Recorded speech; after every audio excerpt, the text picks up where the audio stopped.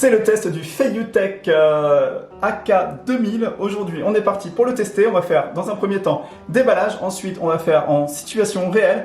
Et on va voir ce qu'il a dans le ventre, ce petit stabilisateur. Ça faisait longtemps que je voulais acheter un stabilisateur ici de ce format-là, en fait, parce que c'est vrai qu'en fait, les appareils photo hybrides souvent sont très mal stabilisés. Donc je me suis dit, avec un appareil stabilisé aussi mal, il faut un stabilisateur. Et les petits stabilisateurs type Osmo, tout ça, c'est pas suffisant. Donc j'ai craqué pour le AK2000 et aujourd'hui c'est parti pour son test. Je peux pas faire comme je fais d'habitude avec la main, ça marche pas en fait ça, hein. Non ça marche pas puisque je suis dans un reflet de miroir. Voilà, on est parti pour faire le test.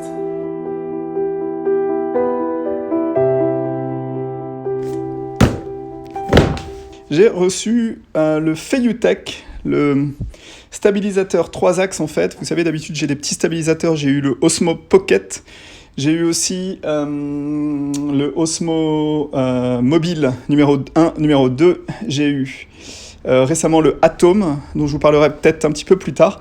Et là, je me suis tourné vers un modèle un petit peu plus gros pour stabiliser un appareil photo hybride, donc qui n'est pas cet appareil photo, mais qui est le Canon, voilà, que j'ai avec moi, qui est le Canon M50. Vous savez, c'est l'appareil photo que j'ai acheté récemment et que j'utilise maintenant pour faire tous mes plans studio, qui est vraiment un très très bon appareil photo, auquel j'ai ajouté l'objectif 22 mm, qui est un très bon objectif qui ouvre à 2, donc qui est vraiment un excellent objectif, qui a l'avantage d'avoir un écran qui s'ouvre comme ça, donc c'est vraiment très pratique pour faire les plans où on s'enregistre soi-même, et qui a surtout une entrée micro ici, donc qui est aussi très très pratique. C'est vraiment un très très bon appareil que je vous recommande. Je vous en reparlerai un petit peu plus tard, mais en attendant, je suis parti aujourd'hui pour vous tester le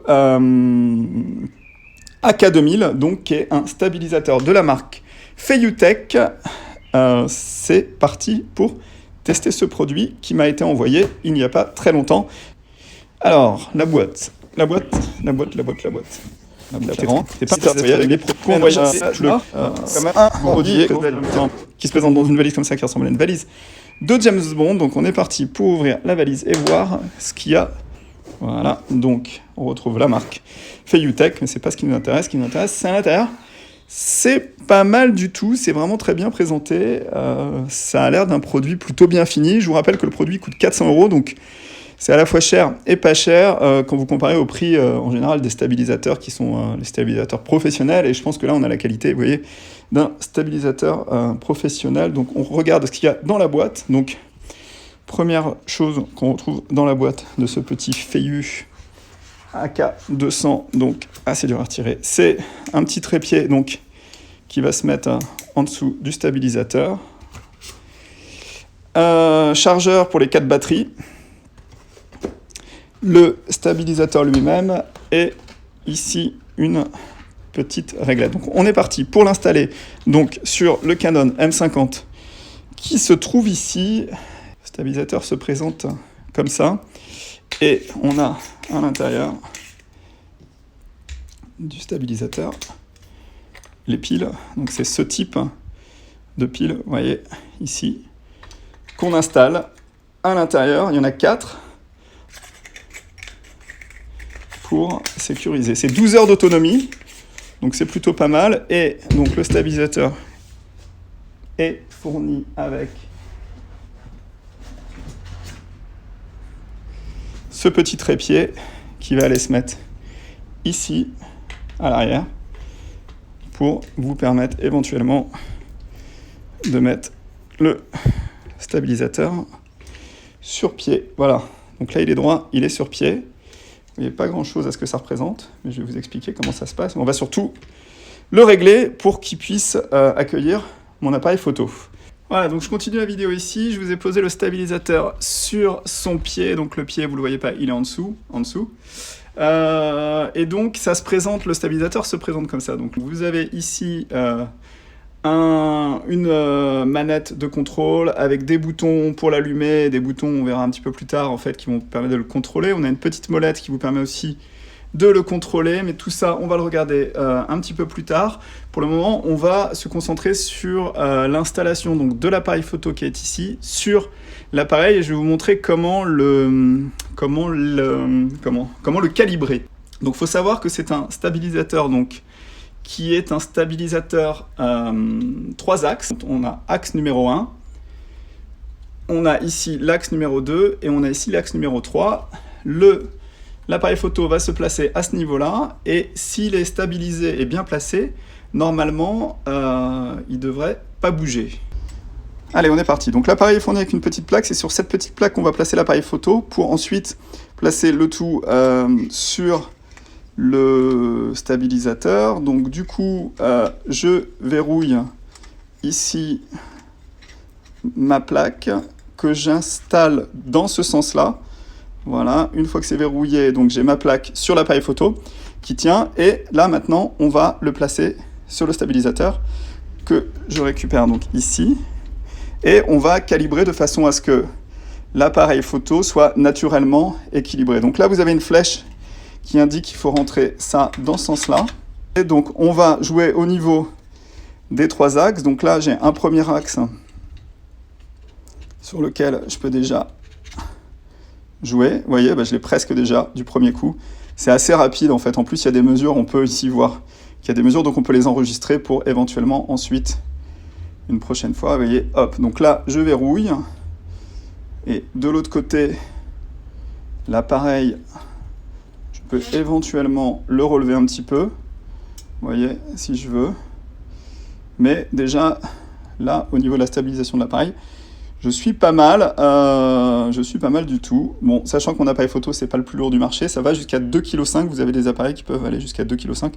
Donc on a après quand même un appareil qui stabilise, des appareils assez lourds, appareil photo assez lourd, type hybride, ou voire même réflexe. Voilà, donc là maintenant, je vais le reculer légèrement pour que vous voyez. Je vais démarrer le stabilisateur en appuyant sur le bouton. Voilà, l'appareil est correctement stabilisé. Vous voyez, il ne bouge pas d'un pouce. Donc là, à ce niveau-là, au niveau d'ici, j'ai donc mon écran avec quelques informations et la possibilité donc de faire tourner l'appareil ou de le faire monter ou descendre. Vous voyez, donc ça, c'est vraiment des mouvements qui sont très smooth et c'est vraiment les mouvements qu'on va rechercher. Donc là, l'appareil